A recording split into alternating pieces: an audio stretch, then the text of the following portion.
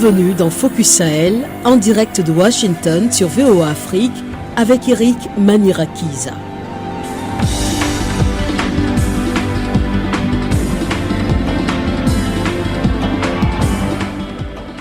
Bonsoir à tous et à toutes, joyeux Noël, bienvenue dans Focus Sahel, votre émission dédiée à l'actualité et aux enjeux majeurs qui façonnent les pays du Sahel. Alors que 2024 s'achève, nous revenons sur 4 reportages marquants de l'année qui mettent en lumière le patrimoine historique, la créativité, la résilience et les initiatives de paix dans cette région. Ces histoires illustrent aussi des défis et des innovations, mais aussi des espoirs pour l'avenir. Au Mali, Gao redonne vie au tombeau des Askia, un patrimoine mondial au cœur des défis climatiques et sécuritaires. Burkina Faso, du garage au luxe, Sao Ouedraogo et l'art de transformer des voitures ordinaires en chefs-d'œuvre à Ouagadougou. Niger, Bénin, des voix unies pour la paix avec des artistes nigériens et béninois face aux tensions diplomatiques entre les deux voisins. Mauritanie, le pastoralisme au Sahel entre succès du projet PRAPS et défis pour 2025. Je suis ravi que vous vous joigniez à nous dans ce voyage de découverte et de dialogue. Encore une fois, bienvenue.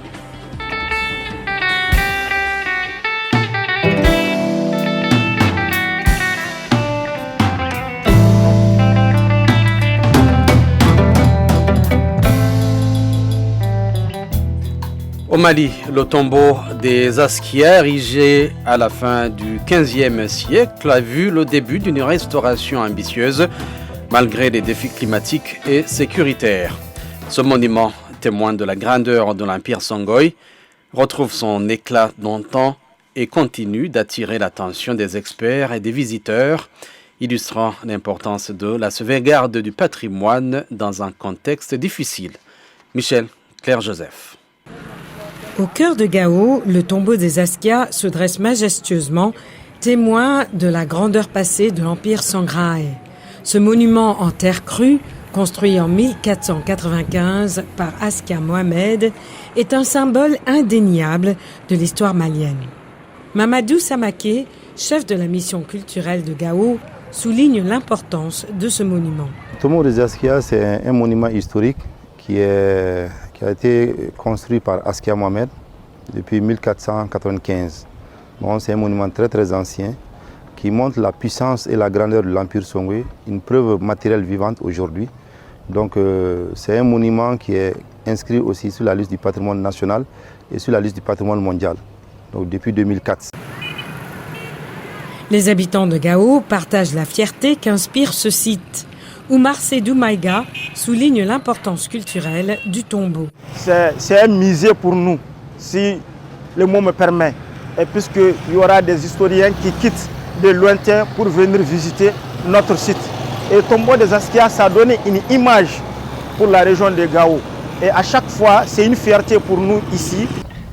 Mais malgré cette fierté, le site montre des signes de faiblesse.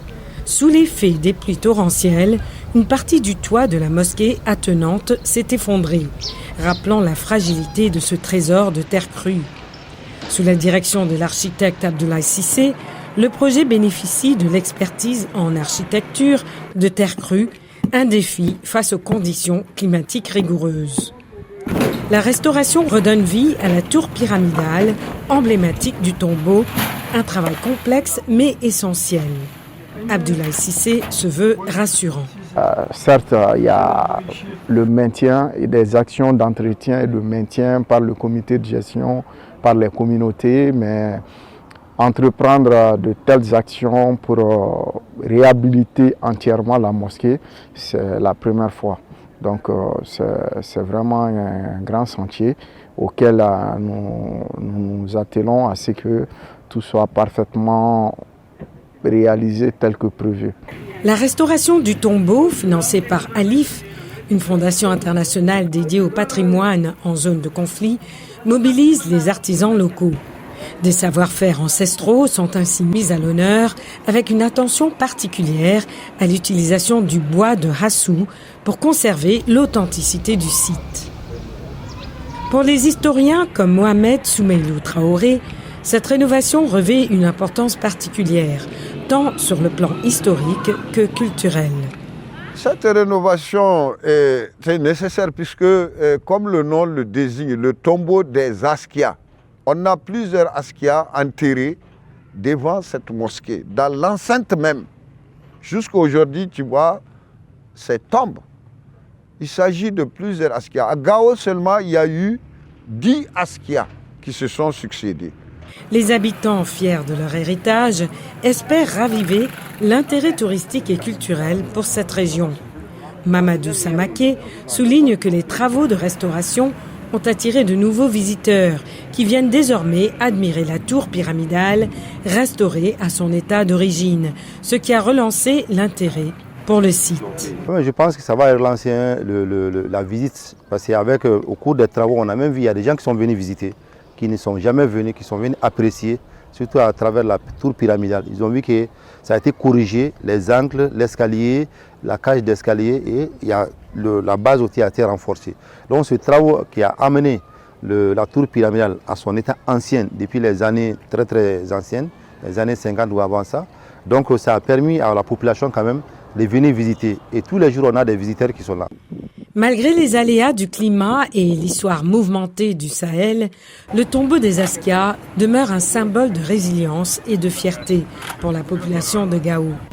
Grâce aux efforts des artisans et des communautés, cette merveille de 500 ans continue de défier le temps, assurant sa transmission aux générations futures pour préserver cet héritage inestimable. Nous retrouvons en ligne Lassana Sissé, expert en patrimoine et développement local, président actuel du Comité national malien du Conseil international des monuments et des sites. Monsieur Sissé, bonsoir. Oui, bonsoir Erika.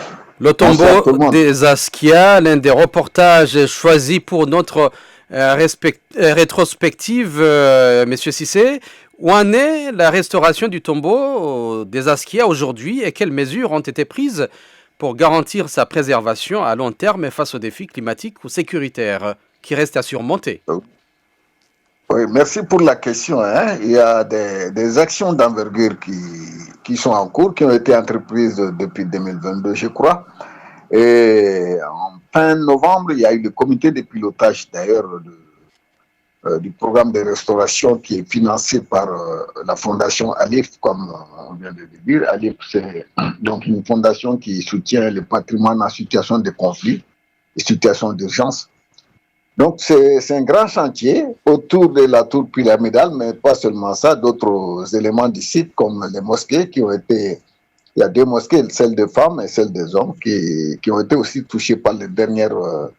les inondations, les grosses pluies tombées au Sahel cette année. Donc, les sentiers avancent très bien et Samaké l'a fait constater, les gens visitent, parce que c'est vraiment des grands travaux qui ont été entrepris pour redonner, pour que le monument retrouve son lustre d'antan et dans l'esprit de la Convention de 72 de l'UNESCO pour la protection et la conservation du patrimoine mondial. En quoi cette restauration, cette restauration peut-elle contribuer à renforcer le sentiment d'unité et d'appartenance culturelle dans la région de Gao en 2025? Bon, le sentiment, c'est qu'il y a une mobilisation, une forte participation. Il y a une mobilisation de la population autour de ce témoignage exceptionnel que le tombeau des Askia, le site, le monument. Et donc ça, effectivement, ça constitue, comment dirais-je, un rassemblement, un regroupement, une cohésion, surtout qu'il est prévu des travaux d'entretien, ces gros chantiers-là, et des travaux communautaires comme on les faisait d'antan, des travaux communautaires qui regroupent toutes les communautés de Gao, c'est-à-dire les 3 grandes communautés, les Songoï, les Arma et puis le Peul.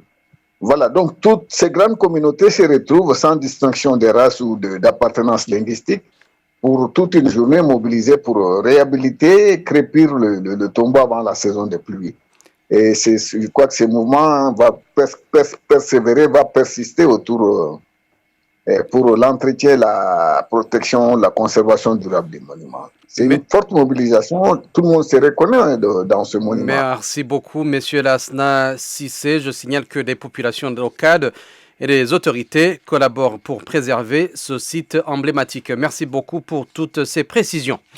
À Ouagadougou, au Burkina Faso, Sao Ouedraogo, mécanicien passionné, a captivé les esprits avec sa capacité à métamorphoser des véhicules modestes en véhicules de prestige, à l'image de sa dernière création, une limousine faite maison. Son atelier est devenu un symbole d'innovation et de persévérance dans un contexte économique difficile. Suivez ce reportage de Gilles Dasda avec le récit de Jean-Roger Bion. En 2023, Sao Ouedraogo, 38 ans, passionné d'ingénierie, s'est lancé dans un projet audacieux. Ce qui n'était qu'une modeste Honda Civic a été transformé en une limousine glamour. Et j'aime aussi les défis. Voilà, ça m'a mené à découper les véhicules. Et quand je le faisais, tout le monde, la famille, les amis, les clients du garage, tout le monde se dit que non, c'est pas la peine, que je vais gâter le véhicule. Je dis non, ça m'appartient. Voilà, laissez-moi faire. Donc c'est quand j'ai fini de réaliser, je suis venu voir que bon, c'était vraiment une limousine qui roule très bien. Ouedraogo aime les voitures depuis l'âge de 12 ans. Après avoir échoué à l'école primaire, il a suivi des cours de mécanique et a effectué de petits travaux dans d'autres garages. Il a fini par ouvrir son atelier en 2016. Depuis, il a réussi à en faire un garage opérationnel qui emploie 15 personnes. C'est quelqu'un que j'apprécie beaucoup, son courage et les défis aussi qu'il aimerait relever. On est tous partants pour relever ces défis dans le secteur de l'automobile. La fascination de Ouedraogo pour les limousines lui vient des vidéoclips de chanteurs américains et des films qu'il regarde à la télévision depuis son enfance. Il rêvait d'en avoir une et a donc décidé d'en construire. Ouedraogo explique que la construction d'une limousine n'est pas une tâche facile. Il a parfois dû casser des choses et recommencer pour obtenir la bonne structure et les bons matériaux. Il lui a fallu 1 an pour se préparer, dessiner ses plans et affiner ses recherches. Le matériel que j'ai utilisé, c'est des matériels de récupération. D'autres sont des tôles que j'ai achetées, neufs, des barres de fer et métalliques que j'ai réussi à acheter et puis pouvoir assembler voilà, la carrosserie. Une limousine circulant dans les rues de Ouagadougou est un spectacle qui fait tourner les têtes. J'ai eu la chance de rentrer dans la limousine aujourd'hui. Et vraiment, côté confort, je ne peux que dire que c'est vraiment confortable. On est vraiment à l'aise avec une climatisation qui donne vraiment à fond. Vraiment, je tiens à féliciter le concepteur parce qu'il a fait vraiment un bon boulot. Et dire que ça a été fabriqué au Burkina, bon, vraiment, il est vraiment à féliciter. En plus de la limousine, Ouedraogo a transformé plusieurs voitures standards en cabriolet ou en camion de barbecue. C'est une voiture équipée d'un système de cuisson intégré qui peut être utilisé pour griller de la viande. La voiture contient également un réservoir d'eau potable. Il aime aussi encore se donner au fond en termes d'innovation, de création et modification du tuning. En plus, beaucoup de choses. J'aimerais aussi apprendre aussi et puis faire autre chose, plus apprécier ce que mon patron est en train de faire. C'est une passion pour nous déjà de créer, d'inventer, de fabriquer des pièces de voitures et de certaines voitures. Voilà, c'est d'abord une passion pour nous. Après maintenant, quand on aura peut-être un financement ou de l'argent, on pourrait maintenant faire en série et pour la vente. Sao Ouedraogo présente la limousine au public lors de salons de l'automobile. Le véhicule est souvent loué pour des mariages et d'autres événements, mais son inventeur affirme qu'il n'est pas à vendre. Nous sommes en ligne avec Gildas Da, notre correspondant à Ouagadougou. Gildas, bonsoir. Bonsoir Eric. Comment Sao Ouedraogo prévoit-il d'étendre son savoir-faire ou d'inspirer une nouvelle génération de mécaniciens au Burkina Faso? Alors, ce qu'il faut dire déjà, c'est qu'il a lancé une école, un centre de formation. Je viens de l'avoir au téléphone il n'y a pas longtemps. Il me dit qu'il a mis au service du gouvernement burkinabé une bourse de près de 30 millions pour apprendre aux jeunes à venir et apprendre ce que lui, il sait déjà. Donc, c'est ce qu'il veut faire déjà. Et il y a beaucoup d'autres jeunes qui se sont intéressés déjà à ce qu'il fait, parce qu'il a aussi mis en place une école pour apprendre à conduire aux jeunes, et les jeunes qui apprennent à l'auto-école. Et ceux qui veulent continuer dans ce qu'on appelle le drift, à savoir la conduite de course, il leur permet de se perfectionner. Il leur permet aussi d'apprendre comment tuner les moteurs pour que les moteurs soient plus puissants, comment maîtriser le moteur pour bien rouler le véhicule sans que le véhicule ne se casse plus facilement. Oui, c'est déjà l'impact de ces créations et la perception de l'ingéniosité locale et des opportunités qui s'ouvrent pour 2025 plutôt. Gildas, comment les créations de Sao Ouédraogo ont-elles évolué et quelles sont ses ambitions pour l'automobile locale au Burkina Faso? Oui, il faut déjà dire qu'il a continué. Après, nous avons fait le reportage qui est paru en juillet. Il a continué, il a fabriqué d'autres cabriolets, il a fabriqué des décapotables. Et il y a son salon de l'automobile à Ouagadougou qui s'est tenu en fin de cette année. Et lors de ce salon, il nous a été permis de voir les perfectionnements qu'il a fait avec d'autres véhicules. Donc, l'intention de Sao, de ce qu'il nous a dit actuellement, c'est aussi d'aller au-delà des véhicules qu'il maîtrise, ça veut dire au-delà des véhicules américains, au-delà des véhicules européens. Il nous a parlé tantôt des véhicules chinois qui sont en train de rentrer en Afrique. Et il dit que c'est un marché qu'il faut maîtriser. Il faut maîtriser la réparation de ces véhicules-là. Il est déjà en train de se lancer pour ne pas être un peu dépassé par les événements, pour être en avance sur ces véhicules lorsque ces véhicules vont rentrer et que les gens auront besoin de différentes réparations. Donc, il s'est déjà projeté beaucoup plus en avance par rapport à ce qui se passe avec les autres véhicules qu'il y a. Bien sûr, les véhicules américains qui sont très, très demandés au Burkina Faso qui sont là, il est toujours dans le tuning, à savoir modifier ces véhicules-là pour permettre à certaines personnes qui ne veulent pas passer inaperçus, certains clients ne veulent tout simplement pas passer inaperçus, des véhicules rutilants qui font beaucoup de bruit, il arrive à faire ces modifications, ou des véhicules qui ont moins de place que lorsqu'ils sont sortis à l'origine, il arrive à faire ces modifications, ou des véhicules qui ont plus de place. Donc, il est vraiment concentré sur son projet pour aider à aller au-delà de ce que les véhicules d'origine peuvent donner à la clientèle dès leur sortie. Éric. Merci beaucoup, Gildas, pour toutes ces précisions et nous souhaitons bonne chance à Sao Ouédraogo dans ses innovations. En 2024, des artistes nigériens et béninois se sont unis dans une initiative musicale pour promouvoir la paix, malgré les tensions diplomatiques entre leurs deux pays. Leur message transcende les frontières et illustre le pouvoir de la culture comme vecteur d'unité. Abdulrazak Idrissa donne les détails. C'est quelques jours après son retour de Parakou au Bénin, où la chanson a été enregistrée, qu'Aziz Tony nous reçoit dans son studio à Niamey pour nous parler du projet de cette chanson. Cette idée, elle est venue de Borosman, qui est au Bénin, qui est le président des artistes du Septentrion du Bénin. Donc il m'a appelé, il m'a dit, bon voilà, on est des artistes, on doit jouer notre rôle d'artiste. Aziz Tony approuve l'idée et y associe deux autres artistes nigériens. Ensemble, ils décident de se rendre au Bénin pour l'enregistrement, sauf que la frontière entre les deux pays est fermée. On a pris un vol par le Burkina, on est parti passer par Cotonou, on est rentré à Parakou. C'est à côté, c'est plus proche de passer par Gaïa, par Malanville et se rendre à Parakou, c'est plus proche. Mais bon voilà, comme ça s'imposait, on a dû faire le détour et pour s'y rendre, parce qu'il fallait coûte que coûte faire ce son pour appeler vraiment à la paix, à la calmie. Le son et le clip sont produits et diffusés.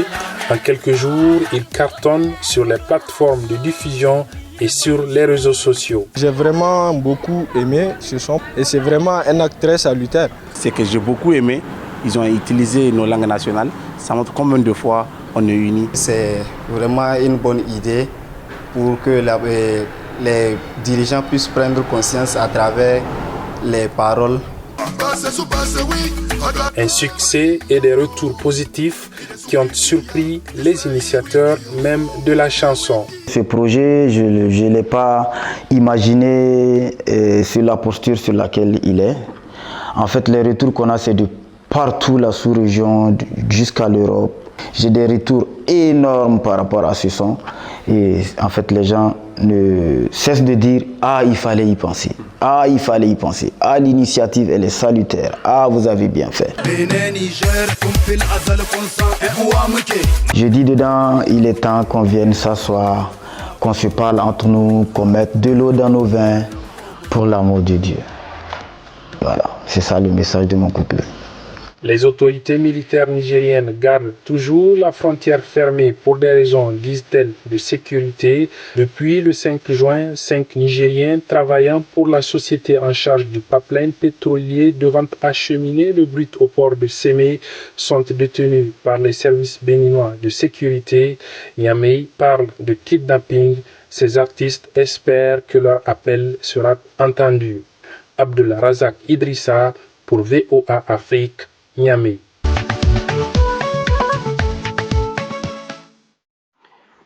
Nous revisitons cet événement avec notre correspondant Abdulrazak Idrissa. Razak, bonsoir. Oui, bonsoir Eric. Quels projets ou collaborations sont envisagés pour renforcer ce message de paix en 2025?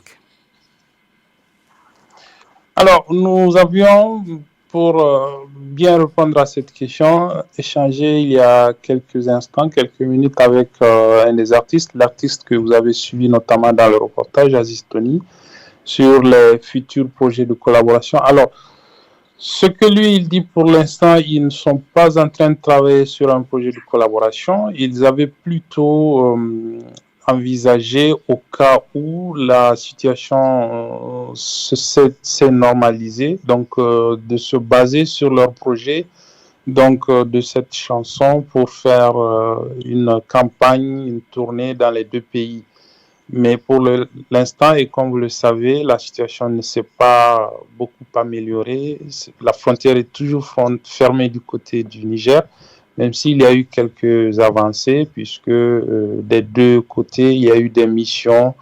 Une mission béninoise a séjourné ici au Niger. À deux fois, le CNSP a envoyé des missions au niveau du Bénin. Mais la réalité sur le terrain, c'est que la frontière est toujours fermée. Bon, c'est la frontière terrestre, puisque vous savez que le Niger et le Bénin sont séparés par une frontière naturelle qui est le fleuve. Là-dessus, il y a quand même des allers-retours qui se font, qui continuent, mais officiellement, et c'est du fait du Niger, la frontière reste toujours encore fermée. Donc, ce que l'artiste nous a dit, c'est que ils ne sont pas en tout cas, il n'est pas envisagé pour 2025 notamment un quelconque projet de coopération culturelle pour justement aller dans le sens de l'apaisement, dans le sens de l'appel à la paix entre les deux pays. Outre le Bénin, Razak, peut-on s'attendre à d'autres collaborations artistiques transfrontalières rapidement? C'est possible, même si je n'ai pas assez d'éléments pour répondre à cette question. Mais c'est possible, puisque quand même, dans les échanges que j'ai eus avec Aziz Tony, il me disait que le rôle des artistes, c'est justement d'appeler à la paix. C'est ce qu'eux, ils ont fait, et certainement donc d'autres artistes vont se saisir de cette question pour pouvoir entreprendre des actions allant dans le sens d'appeler à l'apaisement, d'appeler au retour à la normalité entre les deux pays. Mais pour l'instant, je n'ai pas eu écho d'un quelconque projet entre des artistes, que ce soit béninois ou nigériens, pour travailler sur cela, à part ce que ces artistes ont fait jusqu'ici. Avec peut-être des artistes burkinabés ou maliens au sein de l'AES. Merci beaucoup, Abdulrazak Idrissa, pour toutes ces précisions. Le forum sur le pastoralisme organisé à Nouakchott a permis d'évaluer les progrès du projet régional d'appui au pastoralisme au Sahel PRAPS. Cependant, la mobilité des éleveurs, la gouvernance financière et la sécurité alimentaire restent des défis pressants pour l'avenir de ce monde, de ce mode de vie crucial dans la région. Mohamed Diop a suivi pour vous. Suivez son reportage. 10 ans après la déclaration de Nouakchott, le CILS, Comité permanent interétat de lutte contre la sécheresse au Sahel, dresse le bilan du projet régional d'appui au pastoralisme au Sahel, PRAPS, soutenu par la Banque mondiale et son directeur régional, Shakib Djenan. Nous avons vu la création de plus de 560 puits et points d'eau, l'établissement de 360 marchés pour le bétail, le développement de 4200 km de corridors pour le déplacement des troupeaux, la vaccination de 600 millions d'animaux et la gestion durable de plus de 11 millions d'hectares en zone pastorale. Ce bilan est appuyé par Abdoulaye Mohamedou, secrétaire exécutif du SILS. En termes économiques également, plus de 300 marchés de bétail ont été construits grâce à l'intervention des projets. Cela est important parce que ça facilite les transactions commerciales. Ça facilite également la collecte de la fiscalité locale pour les collectivités territoriales parce que la dimension économique va au-delà seulement de l'amélioration des revenus des producteurs, mais c'est pour toute l'économie locale et régionale. Cependant, les défis persistent, notamment en matière de mobilité pastorale. Les jeunes ambassadeurs du pastoralisme, représentés par Youdé Issa Démon du Bénin, alertent sur ce problème. Certains pays aujourd'hui se referment et cela renforce encore une certaine division, alors que le pastoralisme a pour mode stratégique pour pouvoir utiliser les ressources, la mobilité. Et cette mobilité est aujourd'hui confrontée à un problème. Les participants recommandent aussi d'améliorer la gouvernance foncière pour apaiser les tensions entre éleveurs et agriculteurs, comme le souligne Aliou Dembakebe, directeur du programme Afrique de l'Ouest de Peace Nexus. L'agro-business est en train d'occuper les espaces où les éleveurs passaient traditionnellement. Et c'est ce qui amène les heurts. Et l'autre chose aussi, c'est les ressources, c'est l'eau, principalement aussi, qui constitue un problème. Donc de plus en plus, ce sont ces questions principalement qu'il faut attaquer avant d'attendre les conséquences qui sont justement les heurts, les conflits et de plus en plus qui sont en train de prendre de l'ampleur. Enfin, le secrétaire exécutif du SILS appelle à investir massivement dans la production fourragère pour garantir une alimentation animale stable et réduire la dépendance à la pluviométrie. Mohamed Diop, VOA Afrique, Nouakchott. Et sans transition, nous retrouvons Mohamed Diop. Mohamed, bonsoir. Bonsoir Eric. Comment le PRAPS prévoit-il d'adresser les défis liés à la gouvernance et à la sécurité alimentaire dans les années à venir? En fait, le forum de Nouakchott, si on peut dire, a mis en lumière sur des avancées telles que la gestion durable pastoraux, de 559 points d'eau et la sécurisation de 4200 km de couloirs de transhumance. Toutefois, comme vous l'avez mentionné, face aux défis du changement climatique, de l'insécurité et de la pression foncière, les participants ont recommandé de sécuriser les terres agro-pastorales, d'améliorer la gouvernance foncière et de développer des chaînes de valeur durable, comme l'approvisionnement en aliments pour le bétail et la transformation du lait local pour renforcer la résilience des systèmes pastoraux. Mohamed Diop, notre correspondant à Nouakchott, merci pour toutes ces précisions. C'est la fin de cette édition de Focus Sahel. Merci à notre public qui nous a accompagnés dans ce voyage au Sahel. Ces récits nous rappellent que malgré les obstacles, la résilience et la créativité continuent d'animer les peuples du Sahel. Nous vous donnons rendez-vous l'année prochaine pour suivre l'évolution de ces initiatives et explorer d'autres perspectives prometteuses. Enfin, je tiens à saluer tout particulièrement nos correspondants qui nous ont apporté ces nouvelles de la région. Eric Manilakidze a été avec vous au micro. Michel Claire-Joseph, Lionel Lunanila Gahima, Georges et Léonard Sagno, Firmé Koyaweda, Joselle Morissin, Arzuma Compaoré et Trésor Matondo ont tour à tour assuré la production, la réalisation de Focus Sahel tout au long de l'année. Un grand merci à eux. Nous vous remercions d'avoir écouté Focus Sahel et nous vous disons à bientôt. Encore une fois, joyeux Noël chez vous. À l'année prochaine.